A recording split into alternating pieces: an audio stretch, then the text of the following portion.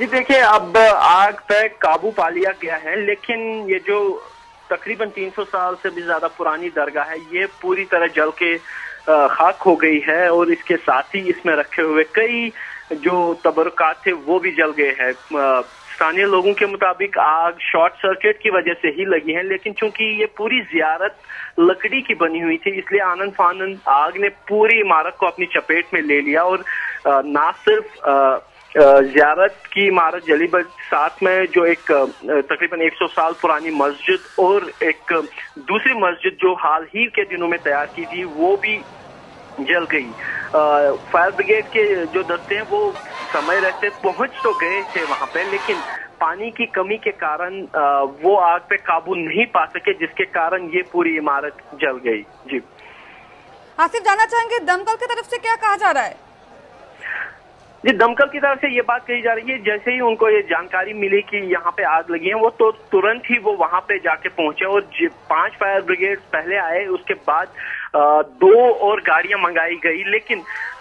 जो पानी वो साथ लाए थे वो नाकाफी साबित हुआ और जो फायर पॉइंट्स बने हुए थे सड़क में जहां से पानी निकाल के इस आग को बुझाया जा सकता था, वो उनको नहीं मिले। यानी सड़क निर्माण के दौरान वो पानी के पॉइंट्स जो हटा दिए गए थे आज एक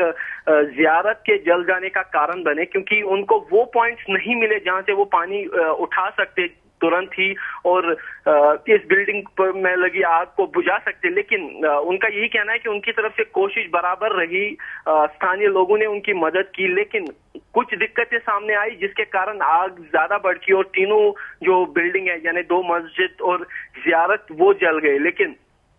लोगों का गुस्सा जो है वो फायर सर्विसेज की तरफ इतना ज्यादा था कि लोगों ने उनकी कई गाड़ियों पे हमला करके उसमें तोड़फोड़ कर दी, क्योंकि इस दरगाह के साथ कश्मीर के लोगों की काफी ज्यादा आस्था है, ना सिर्फ मुसलमान की बल्कि हिंदू मुस्लिम सिख सभी धर्म के लोग यहाँ आते हैं, इसलिए आस्था काफी ज्यादा है और वो इसलिए भी আহিत हुए लोग कि फायर ब्रिगेड ने कोई ज्यादा कोशिश नहीं की इस आग को काबू करने के लिए ताकि जियारत को बचाया जा सके। पूछना चाहेंगे, आग पूरी तरह से काबू किया गया है क्या? अब तक क्या खबर मिल रही है? जी, अब तो आग को पूरी तरह काबू कर लिया गया है तकरीबन 3 घंटे की मशक्कत के बाद, लेकिन चूंकि ये पूरी बिल्डिंग जो है लकड़ी की बनी हुई थी, इसलिए आग लगते ही तुरंत ही इसमें फैल गई और